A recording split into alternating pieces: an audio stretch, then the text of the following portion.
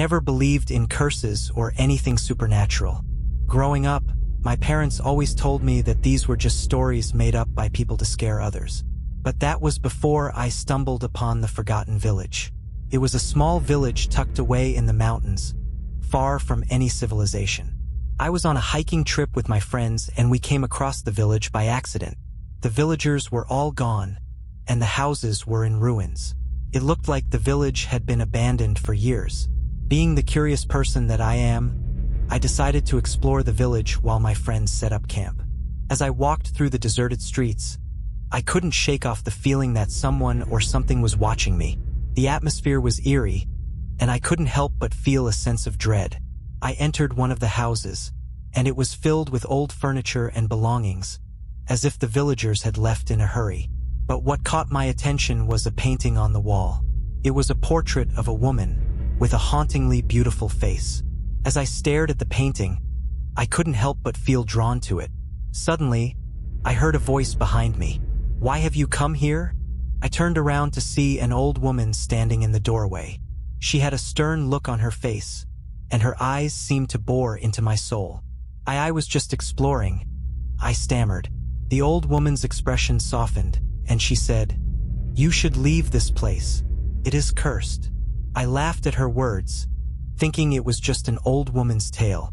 But as I left the house and continued exploring, strange things started to happen. I heard whispers and saw shadows moving in the corner of my eye. It felt like the village was alive and didn't want me there. That night, as we sat around the campfire, my friends and I heard a loud scream coming from the village. We all looked at each other, fear evident in our eyes. We decided to investigate, and as we got closer to the village, the screams grew louder. We found ourselves in front of the house with the painting, and the screams seemed to be coming from inside. We cautiously entered the house, and what we saw still haunts me to this day. The painting of the woman had transformed into a grotesque figure with sharp fangs and blood dripping from its mouth. The old woman stood in front of the painting, chanting in a language I couldn't understand. Suddenly, she turned to us and said, "You have awoken the curse of this village. Now you will suffer the same fate as the villagers who abandoned it." We ran out of the house terrified, but the curse had already taken its toll on us. One by one, my friends started disappearing, and I was left alone in the deserted village. I could hear the screams of my friends, and I knew I was next, but I refused to give up. I searched for a way to break the curse and finally stumbled upon a hidden room in one of the houses. Inside, I found a diary that belonged to the woman in the painting. As I read through it, I realized that she was a witch who had been wronged by the villagers and had cursed them before taking her own life. With trembling hands, I followed the instructions in the diary and performed a ritual to break the curse. And just like that, the screams stopped, and my friends were back, unharmed. We left the village immediately, and I never looked back. But I couldn't shake off the feeling that the old woman was watching us, grateful for breaking the curse that had trapped her spirit in the village. From that day on, I never doubted the existence of curses or the supernatural. The curse of the Forgotten Village had taught me a valuable lesson. Some stories are more than just tales, and some places should remain forgotten. I never believed in ghosts or supernatural entities, but that all changed when I stepped foot into the House of Horrors. It was a dilapidated mansion that stood alone on top of a hill, surrounded by a thick forest. The locals in the nearby town warned me to stay away from it, but my curiosity got the best of me and I decided to explore the infamous house. As I made my way up the creaky stairs, I could feel a chill run down my spine. The door to the house opened with a loud screech, as if it was warning me to turn back.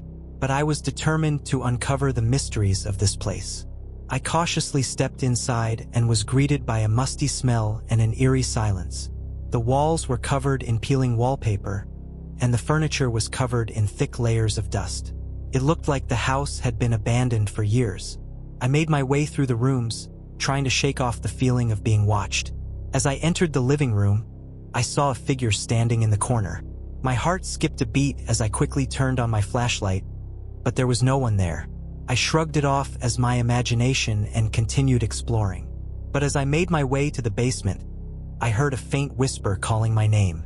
I froze in fear, but my curiosity pushed me to continue. The basement was dark and damp, and I could hear the sound of dripping water. Suddenly, I felt a cold hand touch my shoulder. I turned around, but there was no one there. I wanted to leave, but something was holding me back. It was as if the house was luring me deeper into its depths. I followed the sound of the whispers and found myself in a room with a pentagram drawn on the floor. My heart was racing as I realized that this was no ordinary abandoned house. It was a house of horrors, a place where dark rituals were performed. Before I could run, I felt a sharp pain in my chest. I looked down and saw a knife sticking out of it. I screamed in terror as I fell to the ground, my body growing weaker by the second. The last thing I saw before everything went black was the figure from earlier standing over me, a sinister smile on its face. I woke up in a hospital bed, surrounded by concerned faces. They told me that I had been found unconscious in the House of Horrors and that I was lucky to be alive. But I knew the truth. The house had tried to claim me, but I had managed to escape its grasp. From that day on, I never ventured near the House of Horrors again. I couldn't shake off the feeling that it was still calling out to me, waiting for its next victim. I learned my lesson the hard way, that some places are better left untouched. And I will never forget the terror I experienced in that cursed house, a memory that will haunt me for the rest of my life. As I stepped out of my car and onto the quiet, winding road that led to Whispering Pines, I couldn't help but feel a sense of unease wash over me. The tall, looming trees seemed to whisper my name, beckoning me to enter their dark and mysterious depths. I had always been fascinated by the legends surrounding Whispering Pines. It was said that the town was built on cursed land, and that the spirits of those who had been wronged in life roamed the streets at night, seeking revenge on the living. But my curiosity had finally gotten the better of me, and I had decided to spend the weekend in Whispering Pines, hoping to uncover the truth behind the town's dark secrets. As I walked along the deserted main street, I couldn't help but notice how eerily quiet the town was.